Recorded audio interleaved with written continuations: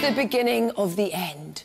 Or is it the end of the beginning or the end of the end? Whatever, it's the last Harry Potter film. Yes, it's time for Hogwarts alumni to once again don their uniforms. To be fair, though, they all should have finished uni by now.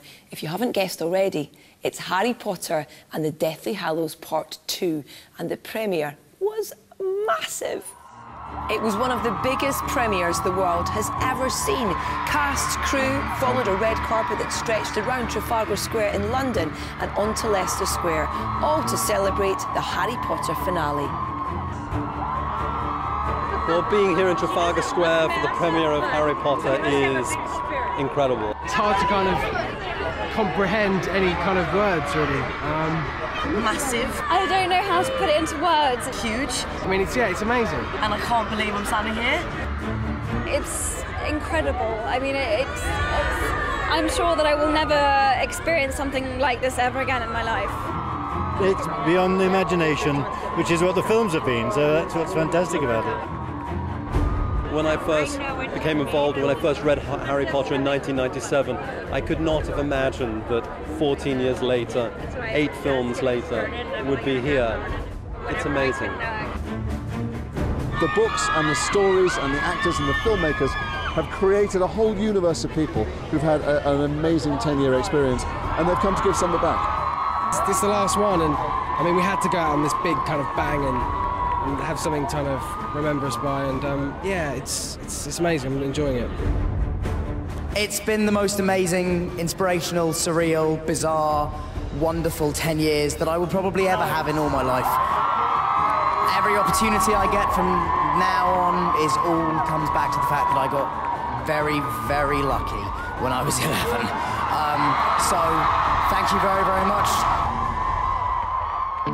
Earlier on, we were on the red carpet at the enormous premiere for Harry Potter and the Deathly Hallows Part 2.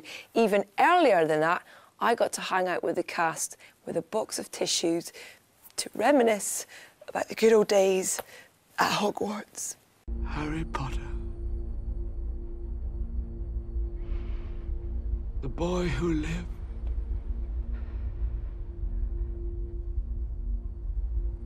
Come to die.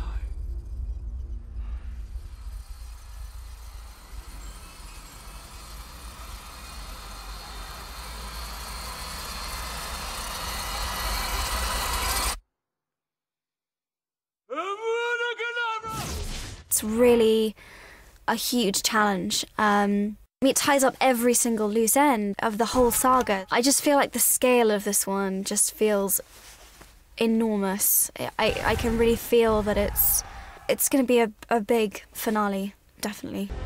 Hogwarts is threatened. Man the boundaries.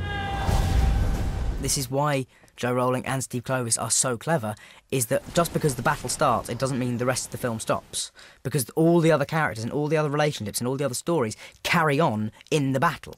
That's what's great. That's why you don't just feel it's just a battle sequence, because all those other things that you know from Harry Potter, like the humour and the romance and all that stuff, is all feeding into it. Yeah? You and who's army? It's really kind of special to all of us now, really, because we have kind of grown up here, really. This has kind of been our school, our kind of everything, really. Just be strange.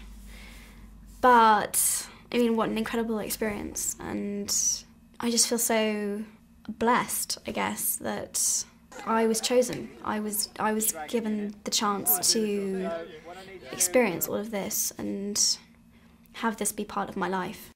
I know that I can't quite comprehend of a world in which this isn't part of my life. And so that's going to be very odd. Very, very strange indeed. Only I can live forever.